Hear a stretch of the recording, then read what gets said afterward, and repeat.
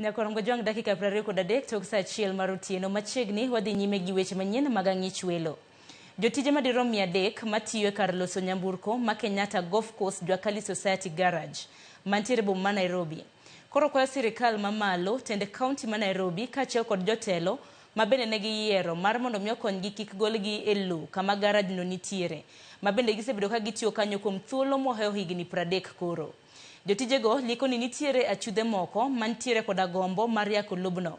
Kendo miyo gindalo 14 mondo gidar. Kata bedo ni gintiere kod oboke moyiedhi mane sirikal omiyogi mayangogi kaka weg lobno. Jesse Duor giler mathoth. E kad loso nyamburko ma Kenyatta Golf Course Jwakali Society Garage e boma ma Nairobi, jotijo dich timo tijegi mapile ka pile mondo giyud nweng'o. Kata obedo ni gidich, gionge kwe e chunygi ni mar nitiere achudhe moko madwa mayo gi lowo kama garage no nitiere magisebedo ka gitiye kuom higni buora. Garage ni ochakore higa mar 79 bang'e kogik 95 to ne wayudo allotment letter kanomiwa gi sirkal kane wan e organization miluongo ni Kenya National Federation of Jwakali Association. Kaluwore kod jakom mar kar loso nyamburko no Elisha Odhiambo, lowo kama garage no nitiere osebede lwetgi chakre higa mar 1995 mane sirikal omiyogi oboke moyiedhi kaka weg lobno. Kata kamano, higani gihum nono gino momiyo achudhe moko koro dwa mayo gi lobno kendo omigi ndalo 14 mondo gidar kanyo. 2012 to member marwa mabe noseaka machon manoseuso share mare nochako duogo 2013 no kotimo kora mare ni en member maka modhio manyo title moyudo kato uso ne mama miluongo ni Asha. Machiegni last week gikelo nwa barua wagi wakili ni wawuok bang' Jumbare. Jotijego wacho ni gisetiyo kanyo kuom thuolo mar higni mohewo 30 ka bende gikonyo e tiego rawere mathoth higa ka higa to koro gikia kama gibiro chomo kaponi ogolgi kanyo. Every 3 years wagolo nyithindo mang'eny makata government okapar ni under Jwakali sector dhandi kama ogolo machal gi kaka wagolo.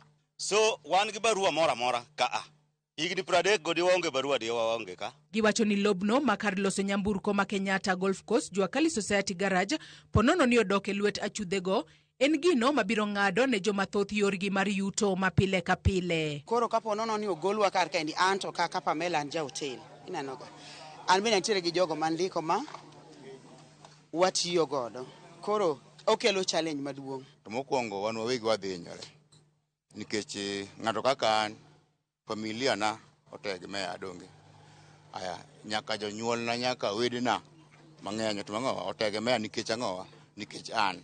To gitegemea nikech kama antiene ema yuda ang'owa ema yude nweng'o moro matin to watimo ang'owa to wase ya kodgi. Kuom mano gikwayo jotelo mopogore opogore mondo wuog oko okonygi mondo achudhego kik yak lobno. Sijui audio custodians wa hii shamba aje alikana members wapi wakasikizana ati shamba sasa hao ndio custodians. Hizo pia tunataka kujua. Wenye walifanya hii mambo pale kwa lands pia tutajua, inafaa tujue ilikuwaje mpaka hii mambo ikakuwa bila kuhusisha members wa hiyo place. Hii shamba tumepiganiwa sana na Raila. Raila alipigania hii shamba sana. Mpaka tunashangaa kwani kifo ndio ilifanya tunaanza kusumbuliwa tena. Bende ginyiso achudhego ni kagin kod adiera ni lobno en margi to giter bura e doho mondo doho obed jatheka. To kendo the same person en mapudo ng'ato nogo na en mapudo chandowa. Ode odhir ng'ama no uso ne ndekonwa barua ni mondo wavacate. Wadwaro ni mondo gima kamano okom. Kagin gadieri ni pauni ne margi to gidhi e court. Joyce Oduor, Ramogi TV, Nairobi. Kopogore gi Nyakorom Gojwang atiere weche matimore kaunti ma Siaya. Jodak mawuok e kar chung'o od bura mar Arieda